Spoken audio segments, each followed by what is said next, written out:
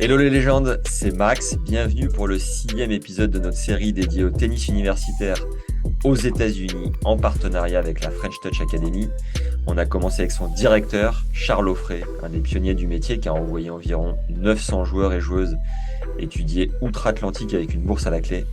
On a enchaîné avec Paul Collin, en direct de l'Université de Central Florida, pour avoir le profil d'un joueur au micro. Puis on a reçu un agent dont la mission est de négocier des bourses universitaires. Il s'agit d'Antoine Ledoré.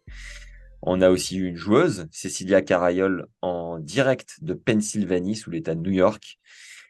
Puis, on a reçu Romain Lachance, qui est diplômé depuis 20 ans et travaille aujourd'hui pour les JO. Belle reconversion, belle success story made in French Touch. Et aujourd'hui, on est avec Anis Boufafa, manager de la French Touch Academy. Anis, bienvenue, comment ça va? Salut Max, merci beaucoup. Ouais, tout va bien, très heureux. Un début d'année comme on l'aime, au soleil, et ça fait du bien. Donc, très heureux d'être avec toi. Magnifique. Tu as un profil et un pédigré, si je puis dire, un CV peut-être plus qui est assez long dans le monde du tennis, puisque tu as commencé par l'arbitrage. Je crois que tu as vu passer Alcaraz et autres Kachanov sous ton arbitrage. Tu étais sur la chaise, il me semble. Ça fait 4 ans aujourd'hui que tu es à la French Touch depuis l'ouverture de l'académie, finalement. Est-ce qu'on peut commencer un peu pied au plancher, tu vois, en nous disant le souvenir le plus marquant que tu as au sein de cette aventure humaine incroyable et de cette académie, du coup, qui forme des jeunes depuis maintenant 4 ans, quoi. Ouais, c'est vrai que c'est une aventure qui est particulièrement excitante à tout point de vue, hein. Ça a beaucoup et très vite évolué au fil des années. Être là depuis le début, c'est finalement, je dirais, un privilège en ayant pu voir les premiers, euh, les premiers pas de l'académie avec toute l'ambition qu'on portait. Et si je devais m'arrêter sur un événement marquant, je prendrais celui de la finalisation de l'internat qu'on a finalement inauguré la semaine dernière, Ouais, où c'était un plan drone, où on a fait voler ce petit drone, puis on a vu l'ensemble de l'internat avec la nouvelle halle couverte et les cours. Et là, je me suis dit, waouh, il y avait des jeunes sur tous les terrains. Je me suis dit, on y est arrivé. La dynamique est là, c'est parti. c'est Ça, beau c'était ça, un événement très marquant, ouais. énorme. Bah, tu vas revenir un peu sur la jeunesse de l'académie, pourquoi le Cap d'Agde, c'est euh, les personnes qui font que ça tourne et que ça marche bien. Mais ouais, j'ai vu passer les images. Il y avait Titouan Droguet qui a bien joué à l'US Open 2023, incroyable, qui est sorti des qualifs, qui a Mhm. battu Musetti au premier tour. Il y avait, je ne sais pas s'il y avait Constant Lestienne, mais est-ce que tu peux nous faire un petit état des lieux des noms un peu connus qui parlent au grand public qui vont écouter du coup cette interview qu'on fait ensemble? Bien sûr.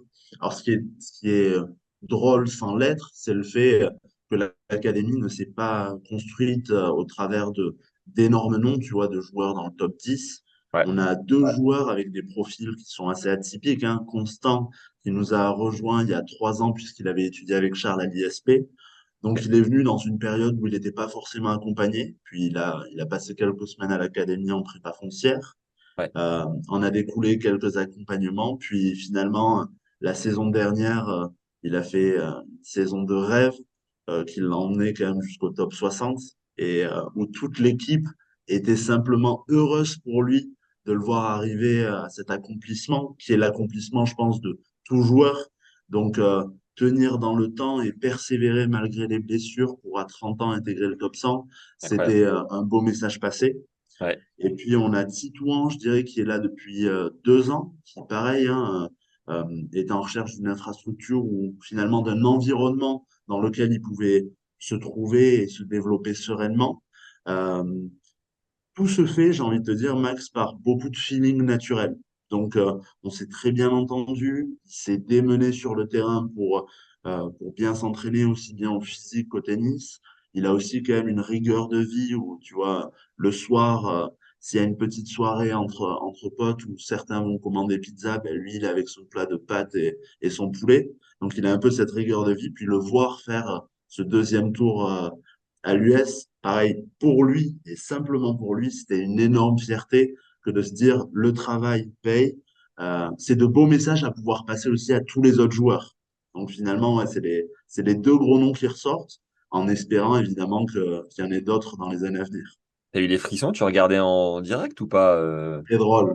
J'étais dans l'avion en direction de la Thaïlande Ouais. et j'ai acheté le pass Wi-Fi pour pouvoir regarder le match de Titouan où j'étais en 2G.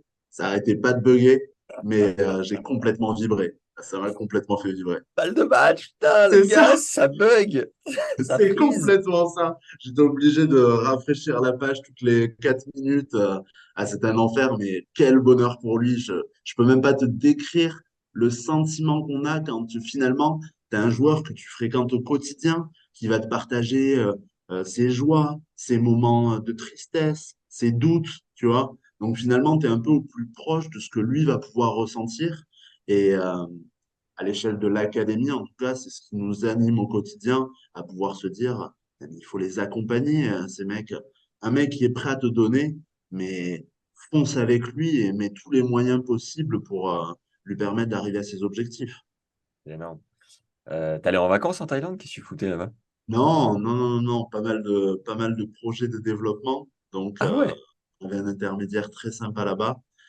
Et puis, j'en ai profité quand même. La Thaïlande, c'est pas le pire des endroits pour passer quelques jours de repos, hein. Et tu peux nous en parler de ces projets ou ça reste secret pour l'instant?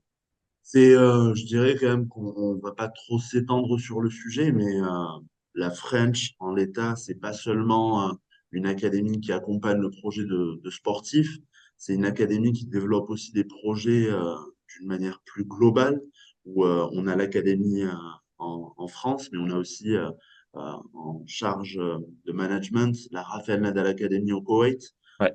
Voilà, pas qu'on veuille se développer au point, tu vois, d'avoir des franchises aux quatre coins du monde qui feraient pas sens en termes d'éducation et de valeur d'enseignement. Par contre, des projets ambitieux où on peut avoir des partenaires qui vivent le projet à minima aussi intensément que nous, ça, on peut y être ouvert. Donc, Yes. tout est bon à étudier. Bon, et t'es plutôt corpo parce que derrière, on voit le coq, t'as le t-shirt qui va bien. Vous êtes Allez, le aussi, corps. aussi partenaire avec Artengo. Du coup, la Monf qui est chez Artengo vient s'entraîner chez vous de temps en temps ou non? Il n'est pas forcément passé, non. Ok. On a essayé de mener quelques opérations avec sa femme qui gère la fondation d'Elina Svitolina, qui est Ouais. un très beau projet où on a accueilli un jeune Ukrainien pour le faire s'entraîner, mais pas encore de lien direct avec Gaël, mon fils, si ce n'est les équipes Artengo qui sont top et qui viennent souvent au Cap d'Agde pour développer les produits, pour travailler ensemble. Ok.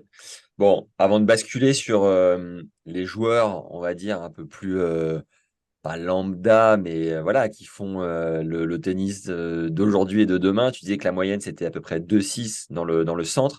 Tu nous en parleras après. Juste, est-ce que tu peux nous donner quelques infos pour terminer sur ce volet qui brille, le tennis professionnel? Ça coûte combien? Est-ce que tu peux nous dire une structure comme la French pour un joueur professionnel? Comment ça marche? Je crois que Constant Lestienne s'entraîne avec Julien Varlet. Comment est-ce que tu peux nous donner quelques détails, juste qu'on comprenne mieux et qu'après, tu vois, on bascule sur un joueur un peu plus classique, Bien sûr. qu'on fasse le distinguo, quoi. J'ai envie de te dire, le projet de chaque joueur est singulier. Et là, je vais même pas faire de différence entre le projet professionnel d'un joueur top 100 ATP, un joueur qui serait à zéro en classe de première. Ouais, Donc, on n'a pas forcément d'offres, je dirais, préfaites avec une grille tarifaire en fonction du classement du joueur. On a une structure à proposer ouais, avec un centre d'entraînement qui est, oui, composé de Julien Varlet, qui est un coach d'expérience mais aussi de Yannick Jankovic, qui a été proche du top 200, Valentin Nourissa, puis on a encore une fois un panel d'une dizaine de coachs qui sont des férus du tennis et qui se donnent à 20 000%, et un joueur pro qui viendra à l'académie va finalement s'intégrer dans ce groupe-là, ok, dans cette infrastructure-là. Pour parler plus franchement de coûts, ça dépend des moyens du joueur, ça dépend des besoins qu'il peut avoir. Mais je te dirais que sur une moyenne lycée, ça peut coûter 20 000 euros par an, comme ça peut coûter un peu plus. ok. Euh, on n'est pas là pour matraquer les joueurs, parce que c'est aussi des projets de développement, tu vois. on va bénéficier directement de leur réussite euh, dans l'image, dans le message qu'ils vont pouvoir véhiculer. Donc c'est aussi pour l'académie un certain investissement. Et c'est pas trop compliqué pour eux d'aller au Cap d'Agde? C'est pas si compliqué que ça. Alors là, je vais me mettre en mode agent SNCF, mais vous avez une ligne Paris-Gare de Lyon-Agde qui se fait en 3h50 Ouais. sans changement et qui est juste merveilleuse. Une ligne qui est merveilleuse, Annie. C'était vraiment un bon. Toi, t'as une carte fidélité, c'est pas possible. Je vais au bout de l'argument, là. Et d'ailleurs, Valentin Nourissa, qui fait partie de la team de coach, je l'ai joué un paquet de fois chez les jeunes. Valentin, Qu'est-ce que si ça a tu nous donné? écoutes, la bise. Euh, je pense qu'on devait être à 50-50, même s'il a été bien plus fort que moi après, il a dû être négat. Et il a peut-être eu un point ou deux, non? ATP? Je Ouais, sais pas. exact, exact. Il est rentré dans le top 1000. Ouais. Puis, ouais, il était, je crois, -15 à son prime. Ah ouais. Eh ben, Valentin, on se tirait des bonnes bourres sous les bulles à -14 en plein hiver sur des matchs jeunes. On Alors, pétait des câbles l'un et l'autre, c'était intense. Valentin, grosse bise. Alors, du coup, à la French, un des messages qu'on fait passer donc, dans chaque épisode de podcast de cette série, que je vous invite à aller redécouvrir si vous ne l'avez pas fait, donc avec Charles Offray, le directeur, les joueurs, les agents, ou même un diplômé depuis maintenant 20 ans. Incroyable. Euh, vous avez une mission, c'est d'envoyer des jeunes aux US éventuellement dans leur projet. Euh, et vous proposez d'ailleurs une année après le bac, une année ou deux, je crois, je ne sais plus si c'est une ou deux, pour bah voilà, matcher un max, monter au classement, prendre des cours d'anglais, mettre toutes les armes de son côté pour partir dans les meilleures conditions possibles. Est-ce que tu peux nous expliquer ton rôle du coup et le service que vous offrez plus en détail? Même si Charles en a déjà parlé, peut-être que certains n'auraient pas écouté son épisode. Est-ce que tu peux nous refaire un état des lieux, s'il te plaît? disons que je vais aborder la réponse à cette question d'une manière assez instructive. Ouais. Le milieu des académies aujourd'hui, il se définit par deux aspects. Tu vas avoir des académies qui se sont finalement construites sur une image très forte, une image marketing très forte, où le message passé, c'est le très haut niveau, c'est les infrastructures de luxe, euh, et je dirais toujours l'image des étoiles montantes. Puis tu as d'autres académies qui, elles, On a des noms, on n'a pas de nom. on n'a pas forcément de nom parce qu'il n'y a pas une académie à cibler en particulier. Puis, il y a encore une fois de la place pour tout le monde. Mais c'est Et- juste pour bien t'expliquer où nous, on s'intègre. ouais. Il y a un second type d'infrastructures qui vont être des infrastructures qui se sont construites au travers de leurs résultats directs, du travail qu'ils vont faire et qui finalement, elles, investissent beaucoup moins sur le marketing. Ouais. Et là, je peux apporter des noms, hein, j'ai pas du tout des problèmes à faire, mais quand je vois, moi, un Jean-René Lisnard avoir développé, tu vois, son académie, finalement, c'est une structure qui s'est quasiment faite que sur les résultats de ses joueurs Hmm. ou le budget marketing, je serais curieux de le voir, mais voilà, toute cette notoriété-là passe par le travail effectué. Et nous, pour le coup, on s'intègre dans cette deuxième catégorie. C'est-à-dire que les étoiles montantes, c'est sympa, mais c'est sympa pour simplement montrer la voie aux autres, en expliquant un peu les histoires de ces joueurs-là. Par contre, pour crédibiliser le travail qu'on va faire sur le terrain, là, ça doit être un travail au quotidien. Et quelles sont nos valeurs? Pour en revenir à ta question, c'est les valeurs éducatives et celle de ne jamais mentir aux joueurs. Par mentir aux joueurs, ça serait lui vendre du rêve en se rendant compte finalement que le joueur va avoir ses propres limites. Ça peut être des limites académiques où son niveau d'anglais est beaucoup trop faible, une limite en termes de potentiel de jeu. Un joueur qui a fait déjà 120 matchs par an depuis ces 3 dernières années, qui s'entraîne 18 heures par semaine au tennis et qui a, depuis ces 3 ans, maintenu un classement ric-rac à 3-6-2-6. Ouais. Voilà, c'est pas parce que ce joueur va venir en académie qu'il va y avoir un boom. Pas Ouais. forcément. Ouais. Et C'était c'est un mon peu, cas, hélas. Oh là là, c'est c'est vrai, triste. C'est triste de m'en rendre compte. on t'aurait pas vendu un tennis études, je te rassure, Max. Ah ouais, bah pourtant j'avais la dalle, les gars, vous auriez Ben dû. ouais. Alors, il y a aussi un autre postulat, hein, c'est celui du joueur qui est à 2000%, qui Ouais. est complètement ouvert à progresser. Et là, pour le coup, il doit y avoir un pourparler où il faut bien comprendre ce que le joueur recherche et où on peut l'accompagner. Mais quoi qu'il advienne, dans tout ce panel d'académies-là, tu vas avoir financièrement des coûts qui sont très importants pour les familles. Une année, je vais prendre notre cas, hein, où on se trouve, je dirais, dans le sweet spot. C'est un peu aujourd'hui le rapport qualité-prix sur les études de marché qu'on peut effectuer le plus intéressant, le plus attractif. On est à 33 500 euros une année.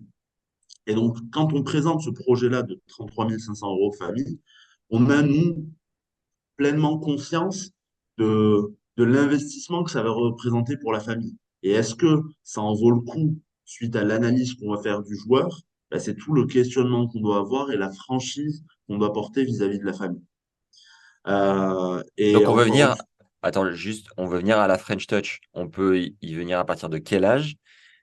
Et, et donc j'ai bien compris, peu importe l'âge et le niveau, enfin même s'il y a une sélection à l'entrée, ça coûte 33 500 euros. exactement. Ah, ça tient chaud, comme dirait l'autre. Complètement. Et encore une fois, je mets ça en perspective avec des coûts d'académie qui peuvent aller jusqu'à 50, 60 000 euros et d'autres qui peuvent valoir 20 000 euros, voire des centres d'entraînement qui font aussi un travail incroyable où tu peux avoir une année à 15, 10, 15 000 euros. Ça Hmm. dépend encore une fois de ce qu'on te propose. T'as quand même, c'est pour ça que je dis qu'il y a de la place pour tout le monde. Tu as une gamme de produits aujourd'hui qui peut fitter avec toutes les personnes.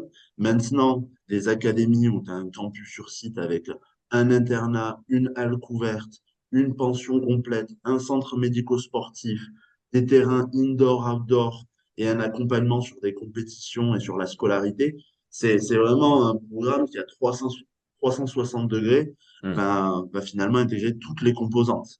Ouais. Et ça, effectivement, c'est un tarif, mais pour le coup, ce tarif, il doit justifier sa valeur. À partir de quel âge, du coup? Ça peut commencer en classe de sixième, même si par exemple cette année ça commence qu'en cinquième, et ça peut aller jusqu'au fameux programme BTS qui va être un bac plus 2, l'équivalent d'un bac plus 2. Parce que pour partir aux US, on peut pas partir plus de 3 ans après avoir eu le bac, c'est bien ça? Exact. Tu vas avoir 4 ans aux US, tu vas Ouais. pouvoir effectuer 4 ans, et en fonction des années que tu vas faire post-bac, ces années vont directement être déduites de ton parcours aux US. Ah Donc d'accord. typiquement, si Ok. tu fais 2 ans de BTS, il te reste 2 ans à faire aux États-Unis. D'accord. Ok, got it. Et si tu as fait ouais, si tu fait une licence en France, un bac plus 3, tu peux plus faire qu'un an du coup. Exactement. Ah, il Ouais. est là, le gars, il calcule vite. Là, c'est fort. C'est très fort ce qui est en train de se passer entre nous, Alice. Et du coup, ok, on comprend mieux les valeurs de l'académie. Combien de jeunes, combien de coachs, comment ça marche, est-ce qu'il y a des classes où c'est le CNED? Est-ce que tu peux nous faire vivre un peu le centre, nous le Tout se fait décortiquer? sur site. Tout se fait sur site. Il y a une notion qui est clé dans la vie qu'on mène, c'est l'investissement humain qu'on met vis-à-vis des jeunes. Euh, et ça, je pense, qui nous a permis de grandir et de devenir aussi vite sélectif. On a à date 63 jeunes Ouais. euh, en internat, 73 joueurs au total. Euh, et sur cette valeur-là de 63 joueurs, on en a refusé une cinquantaine à l'académie cette année. Wow. Donc, les candidats afflués, mais encore une fois, on n'est pas là pour vendre du rêve, on est là par contre pour orienter. C'est-à-dire qu'un joueur qui vient tester l'académie, où les parents sont assez convaincus que ça peut être un schéma qui lui correspond, et où pour X ou Y raison, ce serait pas le temps juste pour intégrer le programme tennis études. Voilà, c'est pas une gentille lettre où on dit votre fils ou votre fille n'a pas été accepté, ça le fait pas. Il y a toujours une justification du pourquoi, du comment. On va avoir des joueurs qui n'ont pas forcément fait assez de matchs, d'autres joueurs qui nous ont montré peut-être des problèmes d'attitude sur le terrain. Voilà, on essaie de travailler avec les jeunes de manière à ce qu'ils puissent constamment comprendre pourquoi, pour une seule et bonne raison, celle de construire leur avenir. C'est Et forcément, important. comme chaque cas est différent et particulier, cette année, là, vous n'avez pas d'élèves de sixième. S'il y avait eu des candidats de 11 ans, du coup, qui pouvaient commencer en sixième, quel aurait dû être son classement? Ou est-ce que vous avez une grille, j'en sais rien, ou une analyse du potentiel? Comment vous faites pour sélectionner ou pas les joueurs, du coup? Là, tu m'as dit un Non, peu le comportement, le niveau, tout ça, mais plus précisément, tu vois, moi, j'ai fait un an chez Mouratoglou quand j'avais 13 ans. C'était dans les Yvelines à l'époque. J'y ok. étais 15 ans, j'avais fait 15-1, 4-6. C'est pas mirobolant, 15-1 en troisième. Mais tu vois, j'avais pris mes trois classements et j'avais plutôt bien progressé. Plutôt Mais concret. t'as dit? C'est plutôt concret, tu vois, tu es en troisième, 15 ans. À ton époque, c'était plutôt jeune, hein. Enfoiré. Le classement pour aller aux US avec une bonne bourse, ça devait être peut-être 2-6-1-6. À Ouais, partir de 2-6-1-6, il y avait de belles opportunités.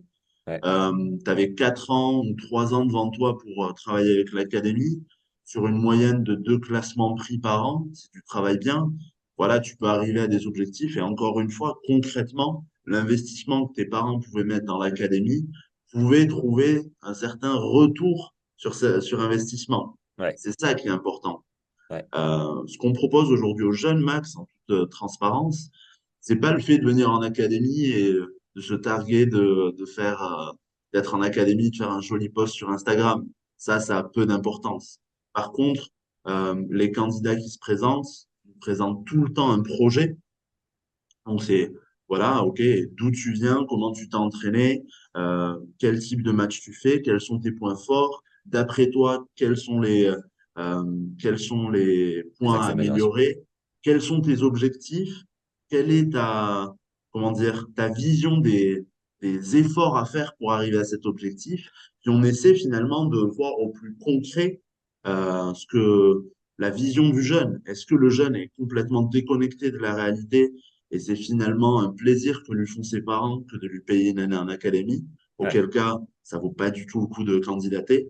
Ou est-ce que le jeune est porteur d'un projet où, voilà, les parents, pour X ou Y raison, ont des problèmes de déplacement parce que c'est dur d'aller de l'école au centre médico-sportif, chez leur kiné, aller à l'entraînement. C'est une charge qui est importante pour les familles de déplacement. L'accompagnement en tournoi, tous les week-ends, euh, il faut quand même tirer notre chapeau aux parents qui font ça par eux-mêmes, puisque ils aident directement à construire l'avenir de leur fille, de leur fils, mais ça demande, à l'échelle d'une vie de famille, c'est un vrai sacrifice hmm, euh, de passer ses week-ends au TC Mougins ou être avec sa doudoune au bord du cours et regarder son fils gagner ou perdre. Voilà. En tout cas, nous, on prend ce relais-là.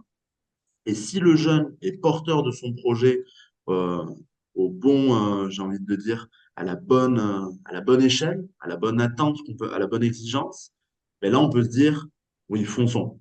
Votre ok. fils est demandeur. Il y a des problèmes dans la logistique où aujourd'hui, il s'entraîne sans prépa physique. Aujourd'hui, il fait que des indives. Euh, on voit du potentiel en lui. Il vient tester l'académie 1, 2, 3 semaines. Euh, et une fois qu'on a fait ce test-là, ben, il repart clé en main avec un bilan et on se dit, on sait où on va avec lui s'il nous rejoint l'année prochaine. Ok, je comprends mieux, ouais. Du coup, vous faites un état des lieux de la marge de progression, de l'âge, de la mentalité, ok. Tu vois Et, ce que je veux dire, hein? Tu bien peux sûr, pas ouais. te permettre, je te coupe, pardon, mais tu peux pas te permettre de vendre un projet à une trentaine de milliers d'euros en disant, OK, envoyez-moi votre CV et votre compte en banque, et puis on va voir si ça va le faire. Ça Hmm, marche pas. ouais. On vend du rêve dans ce cas-là. Et c'est pas du tout ce dans quoi on veut s'inscrire. Et du coup, tu m'as dit que là, vous étiez quasiment full avec 60 et quelques joueurs. Vous venez d'inaugurer le nouvel internat. Il y a combien de capacité maximum? On est à la capacité maximum. Donc, c'est combien? 67, tu m'as dit? Non, on est à 64. Et là, ils sont 64. 63, 64 en hébergement. D'accord. Et c'est pas frustrant de refuser peut-être 30 candidats sur les 50 où ça aurait pu passer, tu vois? Non? Du tout. C'est magique. Ok. C'est simplement magique. En tout cas, pour moi, qui ai travaillé toute ma vie dans des structures à taille humaine, juste avant, juste avant de venir à la French, j'étais en Italie, chez Piatti, où c'était aussi quand même une ambiance particulièrement familiale, où cette notion, et j'ai vu que tu y étais, ça avait l'air super. Ouais, Euh, tu vois, c'est très familial, on s'occupe bien des gens, et ça, c'est important. Aujourd'hui, finalement, être dans une académie que moi, je catégorisais de base comme des industries, tu vois, je me disais, quand Charles est venu me voir il y a 4 ans et qu'on s'est rencontrés, je me suis dit, OK, projet académie, c'est quand même loin de la vision que j'avais de ce que je voulais faire dans le monde du tennis. Et ouais, puis finalement, il m'a présenté ce projet-là, qui était hyper ambitieux, et je me suis dit, mais quel luxe ça va être de pouvoir, et c'est ce que je me dis aujourd'hui, de pouvoir sélectionner les profils et finalement de ne pas courir derrière des valeurs, euh, de simplement être pouvoir peut-être défini comme l'académie au sens scolaire et tennis, la plus sélective d'Europe sur des profils tennistiques. bien vu. Euh, Est-ce que le tennis, du coup, ça reste un sport de riches? Et est-ce que vous avez des familles qui font des emprunts, par exemple, ou alors vous avez que bah voilà, des enfants qui ont la chance d'être dans des familles hyper aisées? C'est quoi l'envers du décor là-dessus? Ouais, je vais être franc, hein. Non, on n'a pas que des fils de millionnaires. Je ne saurais Ouais, même pas te dire si on a des fils de millionnaires, ouais, puisqu'en fait, on n'y prête pas vraiment attention. Euh, Aujourd'hui, est-ce que le tennis est un sport de riche? Je ne saurais pas te répondre. En tout cas, pas à la French, parce que en fonction du profil du jeune qui peut nous être présenté, on préfère faire le sacrifice, nous, sur une bourse, mais au mérite, pour permettre aux jeunes de nous rejoindre, plutôt que de prendre un jeune qui peut payer full price et qui n'est pas forcément concerné au même degré. Maintenant, on peut évidemment pas le faire pour tout le monde, mais c'est une opportunité qu'on offre. combien vous offrez de bourses? C'est hyper subjectif, hein. Ça va dépendre quand même des moyens que peut avoir la famille. Ouais, Ça va dépendre de leur situation, du nombre d'années que le ou la jeune va devoir effectuer parmi nous. Tu vois, ouais. si c'est une bourse sur une joueuse qui rentre en cinquième ou un joueur qui rentre en terminale, c'est quand même pas la même chose. Donc on met tout ça en perspective et on essaie de faire au plus juste. Ils sont forts à la French. Bien joué. Euh, la réponse à tout, c'est Alice. Le nombre d'heures d'entraînement par jour, l'école est assurée par qui? Fais-nous vivre une journée, voire une semaine type, s'il te plaît. Alors, une journée type à la French commence à 7 heures du matin, réveil. 7h15 petit déjeuner, 7h45 préparation du backpack et du cerveau connecté. Alors ça arrive pas tous les jours, le cerveau connecté. Explique-nous ce que Euh, c'est. le cerveau Quesaco. connecté, c'est le fait de pas arriver en classe en claquette, d'être bien habillé, puis une fois assis à la chaise, d'être prêt à bien travailler. Le début des cours se fait à 8 heures. Et en fait, ce qu'il faut savoir ici, c'est que l'école se fait en présentiel. Donc, on n'a pas de programme de CNED. C'est une école privée hors contrat avec 100% d'obtention au bac. Toutes mes félicitations à notre directrice Maëva Revert, qui fait quand même, en compagnie évidemment de tous les enseignants, un travail extraordinaire à l'échelle d'une école, et beaucoup pourront comprendre ça quand ils écouteront le podcast, hein. Mais moi, j'ai un nombre de parents qui m'appellent en me disant, voilà, l'école n'arrive pas à s'adapter au profil de mon fils. On a la directrice ou le directeur tous les jours pour nous dire, il n'est pas là, c'est pas normal. Aujourd'hui, l'école à la French, c'est une école qui n'est que pour les joueurs de la French. Donc, c'est 12 enseignants et une directrice avec tout le panel de spécialités et d'options qui va accompagner les jeunes de 8 heures jusqu'à midi. Donc, c'est à peu près les créneaux de classe et Ok, où l'équipe pédagogique va être à fond avec les jeunes. d'accord. À midi, fin des cours, on bascule à la restauration où il va y avoir Allez, un bon repas pris, ouais, avant de préparer ses affaires pour à 14 heures faire un échauffement collectif. il y a quoi? Il y a un self un peu diététique? Comment ça marche? Complètement, ouais. On ne travaille pas avec un distributeur ou tu vois une société de livraison de repas. C'est vraiment pareil, hein. Je tire mon chapeau, j'en profite quand même aux équipes municipales puisqu'on travaille avec la municipalité qui mobilise 4 personnes qui font la cuisine tous les matins. c'est des salades fraîches, c'est des repas qui sont frais et préparés du matin pour le midi et l'après-midi pour le soir. Ça reste quand même hyper qualitatif. Les jeunes vont manger jusqu'à 13h30. À 14h, il va y avoir l'échauffement collectif, où D'accord. là, tu peux avoir le plaisir de voir sur tous les cours un échauffement avec les élastiques. Voilà, on les surveille, ils le font bien. Et puis 14h30, début des entraînements, où ils vont enchaîner 2 heures de tennis et 2 heures de physique, dans La un sens comme dans vache. l'autre. Ouais, Ah ouais, putain, solide. et Moi, c'est les costaud. 2 heures de physique, elles piquent après le Elles tennis. piquent, elles font très mal, mais tu vois, l'un des premiers retours qu'on a de la part des familles, généralement sur le programme annuel, ça va être le fait qu'ils aient pu observer que l'évolution physique de leurs jeunes. Ben déjà, les jeunes, on les prend quand même à un âge où ils vont grandir, et en parallèle de ça, ils travaillent bien physiquement, ce qui fait que quand les parents peuvent les retrouver en décembre, voilà, ils voient une vraie amélioration de ce point de vue-là. Hmm. 18h30, fin des entraînements, petite douche, ils enchaînent pour aller dîner, puisqu'ils vont dîner très tôt, aux alentours de 19h. Et à 19h30, ils ont 1 heure d'études obligatoires. Où Ok. là, pour le coup, ils sont encadrés par les membres du staff French Touch. Ça peut être des coachs tennis, des préparateurs physiques, moi-même, où on va aller regarder, les aider à faire les devoirs, s'assurer qu'ils sont dans le projet de 19h30 jusqu'à 20h30. Et là, ils ont une petite heure où ils peuvent ils bénéficier quand même d'une game room qui est idéale avec le petit écran plasma, le baby-foot. Donc, ils passent un peu de temps entre eux, ils appellent papa et maman.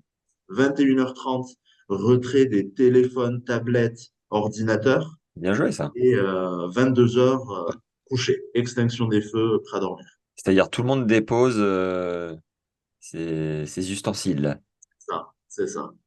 Encore une C'est fois, propre. hein, on est tous passés par là. Tu vois, la petite série ou le petit podcast Tennis Légende, on Oh, t'es écoute là. à 22h30. Anis dans les oreilles pour s'endormir tranquille. C'est mort. À la French Touch, Exactement. ça n'existe pas. Ça n'existe pas. Ouais. Et en ayant eu Paul au micro, donc je le rappelle, l'épisode avec Paul Collin qui est en Floride, qui disait Ouais. que voilà, tu étais un peu son grand frère parce que tu noues, je pense, des relations de proximité avec les joueurs, les joueuses. Parfois, tu es surveillant d'études. Je pense que tu es un peu sur tous les fronts quand tu pas dans un avion pour aller en Thaïlande pour un partenariat. Quel est, toi, ton rôle très concrètement? On a compris que tu gérais du coup les partenariats de la French Touch. Mais dans le day-to-day, chaque jour, comment tu t'organises? C'est quoi ton rôle? Le poste a pas mal évolué, hein, dans Ah, le sens j'imagine. où, au départ, c'est vrai que je suis pas seul dans ce cas-là, hein. J'ai Thomas Charlet, Marcello Pacheco, on a des noms clés qui font à peu près la même chose, où Ouais, on se plie en quatre. Après, moi, mon domaine de travail, c'est plus celui quand même du marketing, du développement stratégique, de la stratégie de marque. Donc, tout ce qui va être lié à la communication, au commercial, ou encore une fois, la gestion des équipes.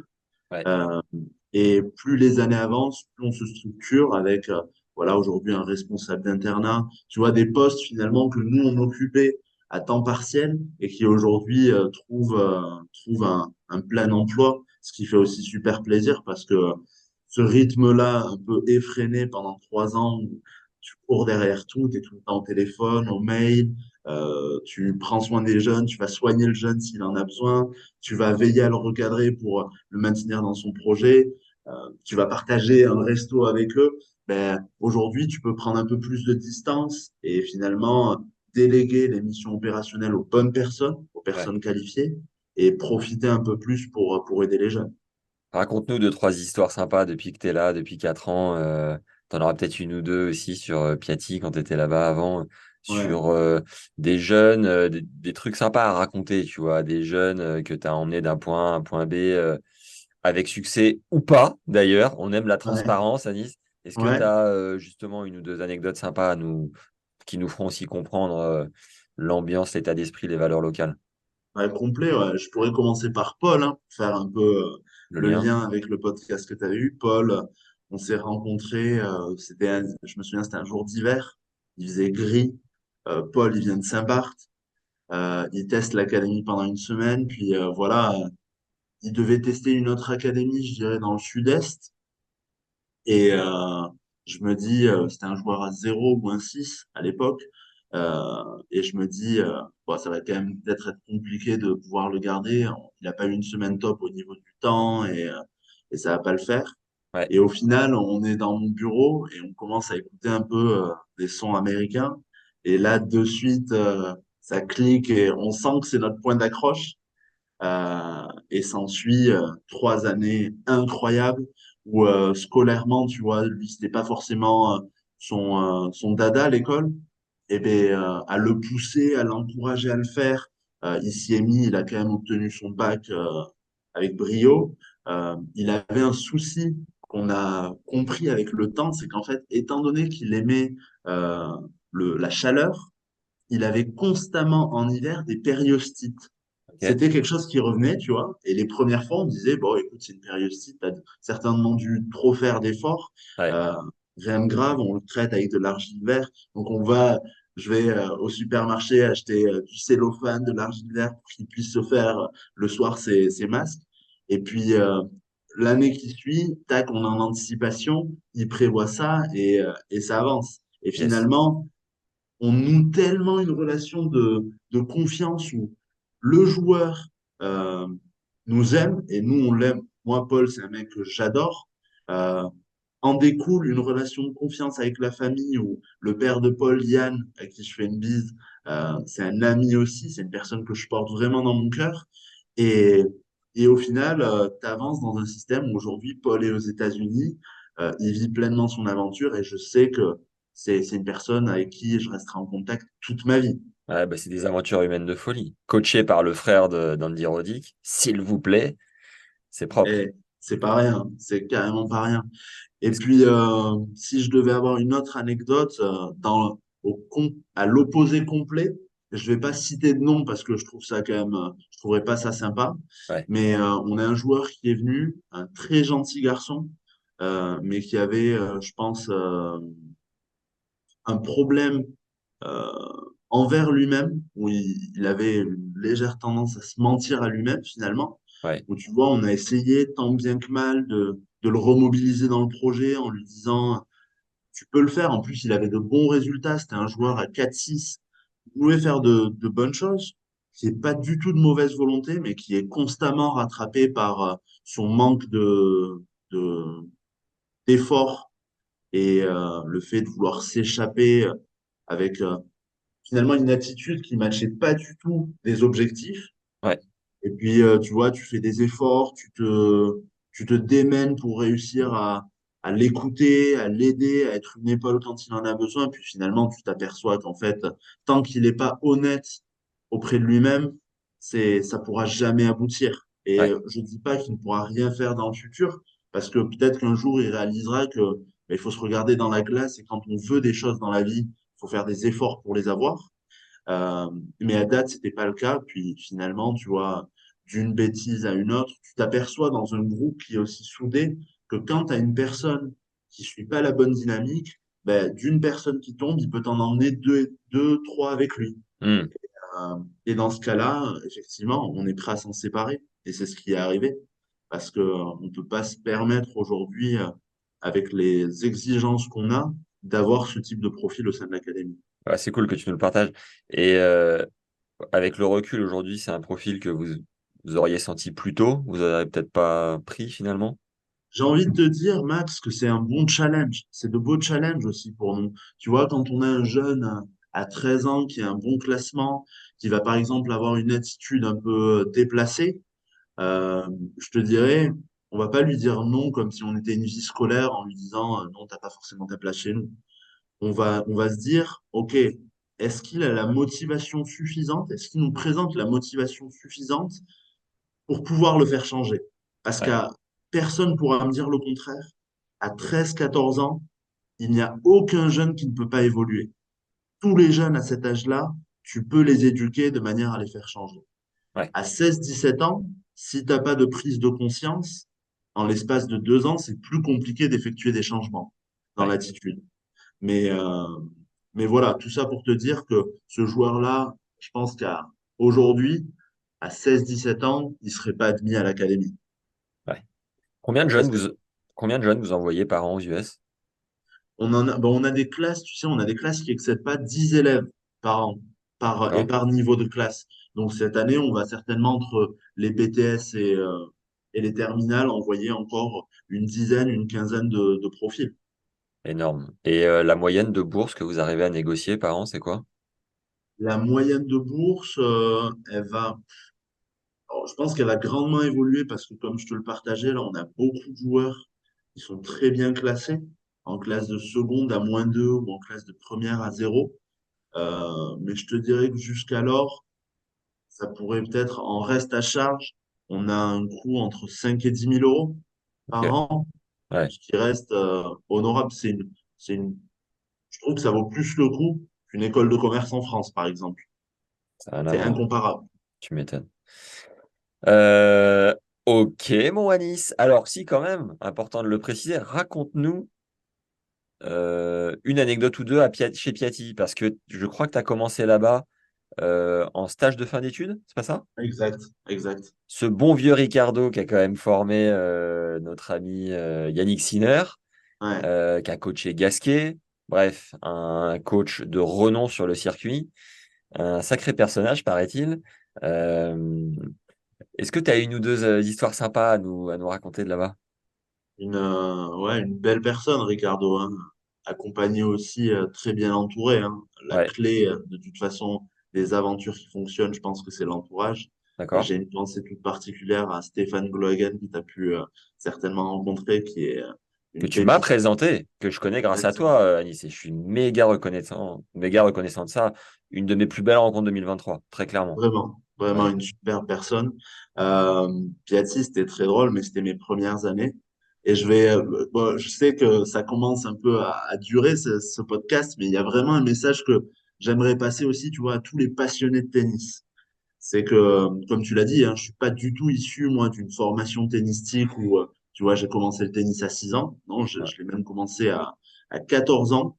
ouais. Pas un énorme compétiteur par quelques faiblesses psychologiques sur le terrain, mais par contre, un énorme passionné Ok, et une volonté, tu vois, à toucher le haut niveau, à vivre aux côtés des joueurs de haut niveau. ouais, Et je me dis, OK, comment faire pour atteindre le haut niveau et pour voyager? Parce que c'était un peu les deux notions qui me faisaient rêver à l'époque. Et je ouais, me dis, OK, ce que tu vas faire, c'est que il y a cette opportunité dans l'arbitrage, essaie de la saisir. Je passe peut-être 6 7 ans à arbitrer, j'arrive à mon bac, et là, je me dis, quelle décision prendre ouais, pour mon avenir? Et je me dis, le milieu du sport, c'est un joli milieu, mais c'est aussi un milieu qui est quand même pas mal saturé en termes d'opportunités de travail. Donc, je décide de suivre un parcours post-bac des plus classiques. Je fais un DUT GEA en gestion d'entreprise, une licence en économie-gestion et un master en stratégie de marque, marketing stratégie de marque. et t'es à combien à cette époque-là? Tu matches un peu, tout ça? Je matche pas du tout. Non, je suis à fond D'accord, dans l'arbitrage. Je ok. vais sur les challengers à droite à gauche, les futurs, mais T'es monté j'ai combien à ton max? pu monter à 15-3 au max. Ok, et quelques faiblesses psychologiques, c'est quoi? Tu mouillais ou tu pétais des plombs? Les Euh, deux. Le joueur, le package. c'est très drôle parce que euh, je disais à titre comparatif, tu vois, sur l'arbitrage, t'es de marbre, tu fais pas transpirer tes émotions. Et Ouais. c'est ce contraste-là, c'est un peu ce qui m'a toujours décrit finalement. Ça m'a D'accord. dépeint, ouais. Tu, Ces tu, extrêmes tu fracassais des raquettes? je ne fracassais pas de raquette. Non. D'accord. J'avais quand même assez conscience de ce que ça pouvait valoir, donc Ouais. je ne fracassais pas de raquette. Ouais, tu Je ne pétais des fracasse câbles, mais bon, voilà, quoi. Ok. hystérique. Bon, ouais, dur. L'hystérie comme on aime. Ok, donc l'arbitrage, un bon moyen de canaliser tes émotions et d'être au contact quand même de ta passion. Excuse-moi, je t'ai coupé. D'apprendre. Ouais, d'apprendre complètement de ce milieu professionnel parce que tu es sur les Tchals, tu es à Roland-Garros, tu es sur les Futurs, tu es sur la balle Mimosa, les petits As. Et finalement, tu apprends de toutes ces strates Hmm. en termes d'organisation, en termes de code de conduite, parce que l'arbitrage, c'est un domaine qui est hyper formateur aujourd'hui vis-à-vis des jeunes. et tu apprends finalement des destins des joueurs. Tout Ouais, comme je te le partage, tu vois le petit à la balle Mimosa. Moi, j'ai eu Sébastien Baez à la balle Mimosa, qui est avec le coq sportif, ouais. et qui déjà en termes d'attitude transpirait la passion du plus haut niveau. Ok. Et tu as d'autres profils, tu vois, de gars que tu vas voir qui vont être dans les top joueurs de leur nation, que ce soit en France ou à l'étranger.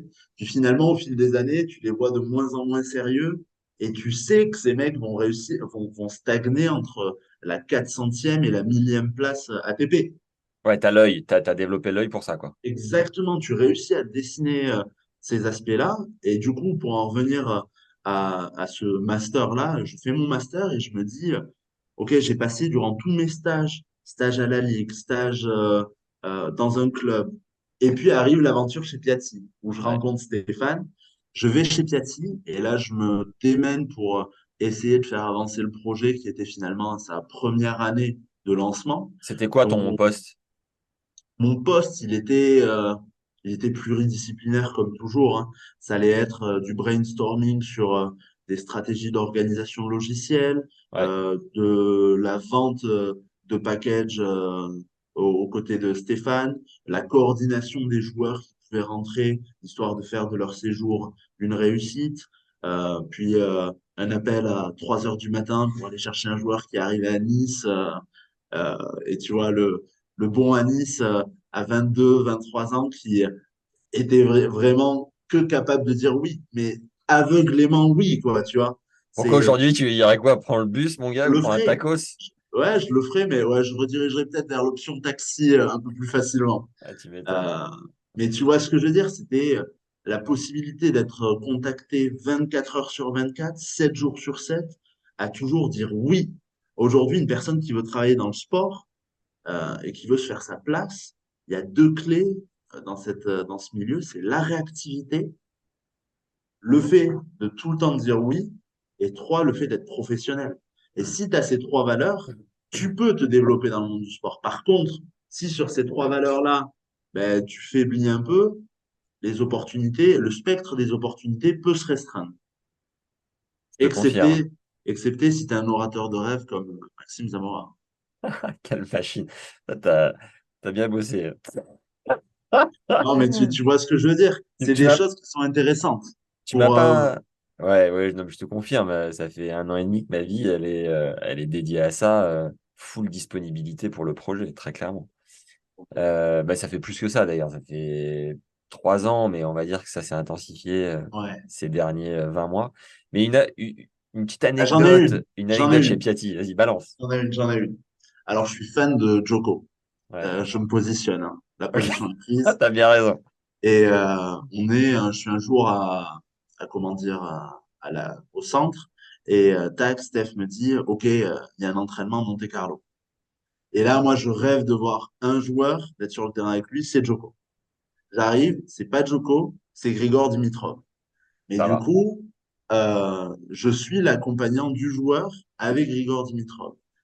Et je vois les équipes et tout. Et qu'est-ce que j'ai pas dans la voiture? Une raquette. Et en fait, on arrive avec l'entraînement. Grigor Dimitrov est top. Et c'était aux alentours du tournoi de Monte-Carlo. Donc mes collègues arbitres viennent me voir et en fait comprennent que je suis plus trop dans l'arbitrage, mais que je suis passé de l'autre côté. Et là, un truc que je pensais qu'il ne serait jamais arrivé dans la vie, j'ai trois balles dans la main, une raquette, le joueur de l'académie et Grigor Dimitrov en face. Et là, j'ai basculé sur le circuit ATP. Anis, ancien arbitre, est devenu coach ATP et a envoyé des balles à Grigor Dimitrov. Allez, là. Ils étaient propres, tes envois ou pas? Dans les 18 J'ai mètres? mis la bonne intensité, hein. J'ai senti qu'il était bon sur les cannes. J'ai Ouais, mis la bonne intensité. Mais c'est bon ça. c'était une anecdote ouais, qui était assez drôle pour finalement un petit mec à l'âge de 14 ans qui était à des années-lumière de ce type de situation-là. Tu lui as dit, change de côté, Grigor tourne un peu la prise, là, c'est nimp.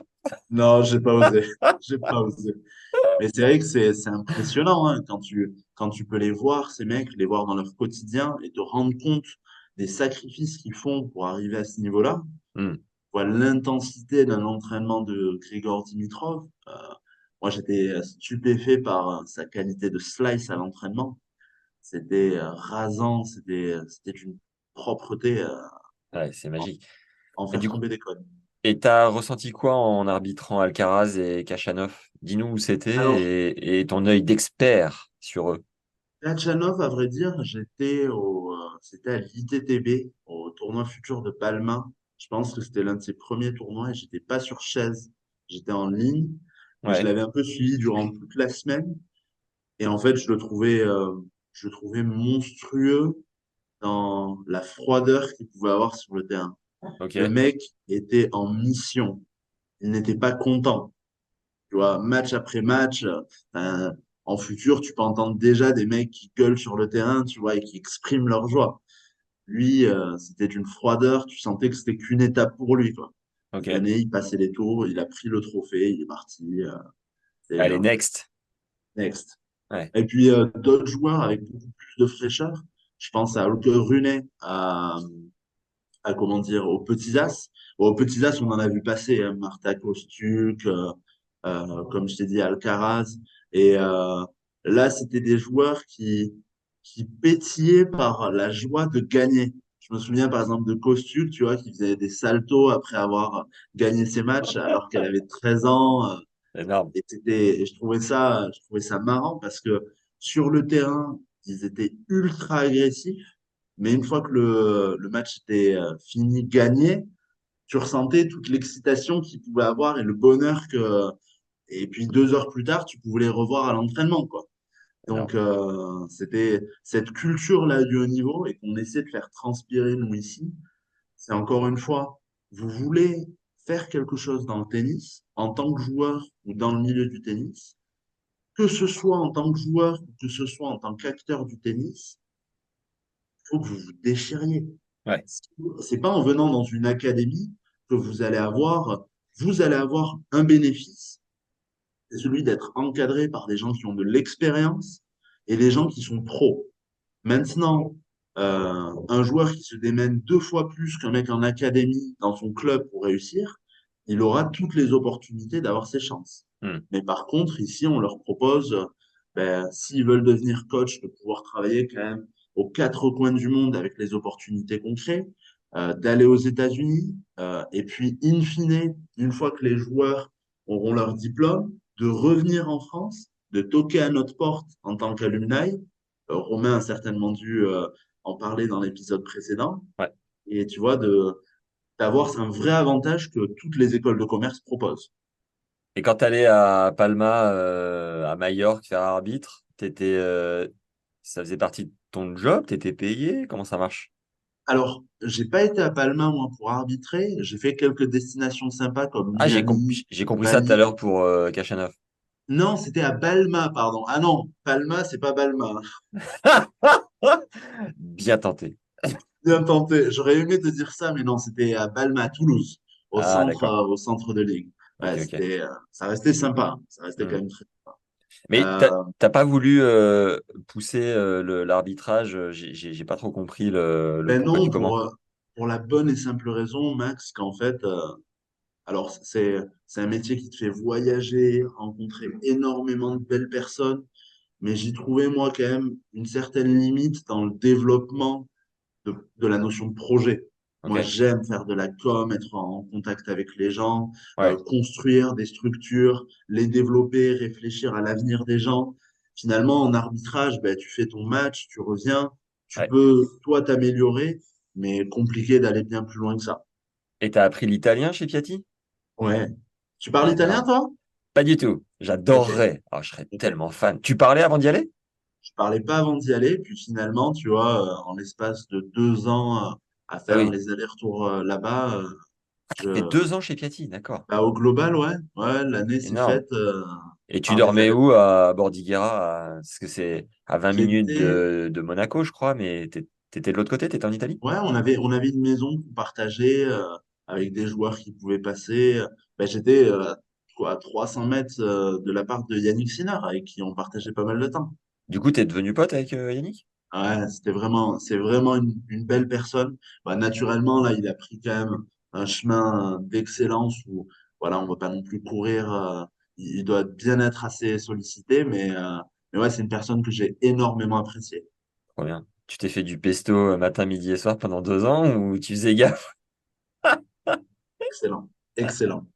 Ah, la Euh, trattoria juste au-dessus, là, qu'est-ce que c'est bon. c'est Quel incroyable, bonheur. hein. Ouais, C'est incroyable. Ah je non, c'est kiffe. en termes, je dirais quand même qu'en Europe, la France et l'Italie se démarquent grandement, aussi bien gastronomiquement que culturellement. C'est deux pays qui sont exceptionnels. Un détail que j'ai bien aimé que tu disais tout à l'heure, c'est qu'il est possible de faire un stage du coup de 1 à 3 semaines, on va dire, pour tester l'académie et éventuellement s'y projeter sur une année complète. Comment ça marche et à quelle période de l'année vous faites ça?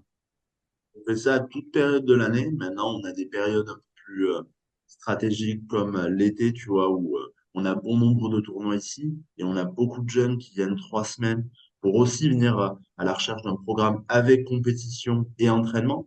Parce qu'on n'est pas une tournée, nous, où les joueurs vont de club en club, tu vois, et s'arrêtent à regarder les copains. On leur propose entraînement et tournoi avec suivi médical, donc ouais, pour les joueurs qui aiment pousser un peu la machine, c'est la période idéale. Combien coûte la semaine d'entraînement? La semaine d'entraînement en pension complète est à un peu plus de 1 000 euros. Ok, alright. Un sujet sur lequel je t'ai peut-être pas emmené que tu veux préciser avant de terminer cette interview à Nice. Non, très heureux On d'avoir est, échangé. on est bien? On est pas mal du tout, hein. Pas Top. mal du tout. Juste pour mieux te connaître toi, est-ce qu'il y a un livre que tu apprécies particulièrement? Si tu me dis que tu n'as jamais bouquiné de ta vie à Nice, ça va mal finir. Alors, j'ai un livre qui m'a été passé par Stéphane. C'est l'un des rares livres où je suis allé jusqu'au bout. C'était Ambition Paris 2024. Euh, Ah, et c'était un livre qui mettait en perspective, en fait, l'ambition nationale au travers du sport. ouais. Et c'était au travers des divers gouvernements qu'on a pu avoir dans le passé, en prenant l'exemple l'URSS, l'ex-URSS, les États-Unis, la Chine et la France, qui formaient des élites pour rayonner au niveau mondial. Le tout dans un contexte comment dire, en amont des Jeux de Paris 2024 qui seront chez Incroyable. nous en C'est été. c'est Stéphane ou Romain qui te l'a offert? C'est Stéphane, Ah Stéphane ouais, Blogen. Ouais. énorme. Et On j'ai en- hâte de voir Romain Lachance aux manettes de ce magnifique événement. Ça va être incroyable. Ça va être fabuleux. Le concert le plus ouf auquel tu as assisté de ta vie? Burna Boy. Comment tu dis? Burna Boy, c'est un artiste afro, Ouais, africain.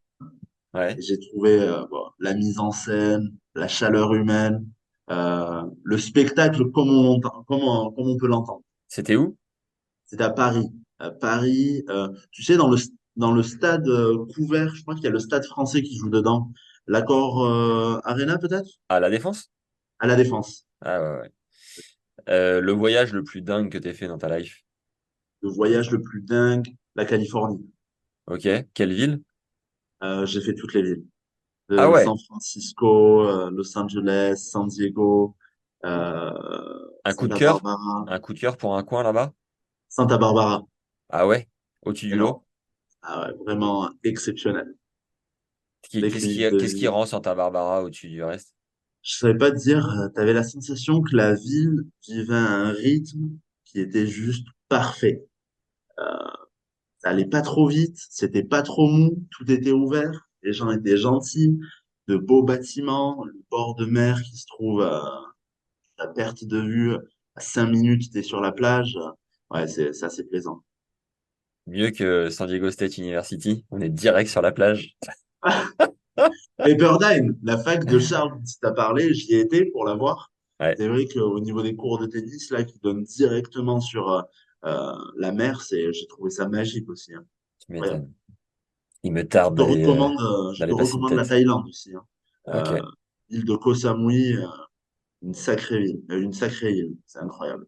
merveilleux. T'es pas papa, toi, encore? Non, du tout. Du tout. T'es de quelle année? 96. Ah, mais t'es un petit jeune! Regarde-moi Eh, Alors! me parle pas d'âge, moi, hein. On me parle pas d'âge, hein. Toi, t'es intemporel, Anis. C'est incroyable. J'ai l'impression que le mec est là depuis toujours et il t'annonce qu'il a 16 ans et demi. J'ai un peu bugué sur C'est de l'âge, bonne mais guerre, c'est de bonne guerre, je te l'octroie. Je te l'octroie. C'est énorme. T'es de Ok, quelle année, toi, Max? 90. Ok. Ouais, Ça ça, va, t'es pas non plus. J'ai l'impression que c'est un mec de 73 qui me dit ça. ça commence à tourner. Putain, ça défile, C'est ça vrai. passe vite, mon gars. 33. 33 fin d'année, ouais. Ouais, ça va vite. Une personne que tu me recommandes sur le podcast qui a des anecdotes sympas en lien au circuit, une personne humainement, tu vois, qui mérite le détour, que j'ai pas eu. Challenge. T'as déjà eu Constant ou Titouan, toi? Titouan, non. Et on a fait dans le vlog de l'US Open, je croise son frère juste après sa victoire contre Musetti. Ok. On monte les marches pour aller au Player Lounge. Et, euh, et là, je vois son frère qui me dit Ah, Tennis Légende, t'es là Et je lui dis bah, je fais un vlog. Est-ce que tu peux me dire, tu peux me partager ta réaction suite à la victoire de ton frère? C'était sympa, tu vois. On a fait 1 minute 30, 2 minutes où il est vraiment il est submergé. C'est magique d'avoir ça à ce moment-là, tu vois. Et je l'ai mis dans le vlog de l'US Open qui est très, très cool. Mais Titouan, non, pas encore. Ouais, Titouan aime parler et puis voilà, il n'a pas trop de filtres, donc c'est assez sympa. Cool. Bon. À l'occasion. À l'occasion, très bonne idée. Je pense qu'on a bouclé la boucle à Nice. Merci pour ton temps et pour le partage. J'espère que ça va aider certains parents, certains jeunes, certains passionnés. Et bah Moss, hein, on lâche rien les gars. Écoute, on lâcherait un step by step, que tout le monde puisse aller au bout de ses ambitions. Tel est le mot de la fin. Une question que je t'ai pas posée, c'est que je vais participer à la National Tennis Cup fin octobre. D'accord? Comment vous faites à ce moment-là? Parce que ça se joue chez vous, finalement. On met littéralement notre infrastructure à disposition de la Fédé et de la National Tennis Club. Ok. Donc, tu Et seras donc bien sûr. tout le monde prend une semaine de vacances? Tout le monde prend une semaine de vacances, pas tout le monde, non. Tous les joueurs du centre d'entraînement, Ouais. les joueurs qui vont, nos top juniors qui font tous les tournois ITF à droite à gauche, eux ne vont pas s'arrêter. Par contre, Ouais. nos écoliers, oui, ils vont prendre. On fait en fait des blocs de 8 semaines de travail, une semaine de repos. Ça Ok. permet aux jeunes de recharger les batteries et de rattaquer à 2000%. À chaque fois, ça tombe sur les vacances scolaires, du coup. Exactement, une semaine sur deux. C'est l'équivalent d'une semaine sur deux. Ok. Bien joué. Ouais. Ils sont forts à la French Touch. Bon, à Nice, à très bientôt. Max, prends soin de toi, à très vite. Allez, la Ciao. bise. Ciao, ciao.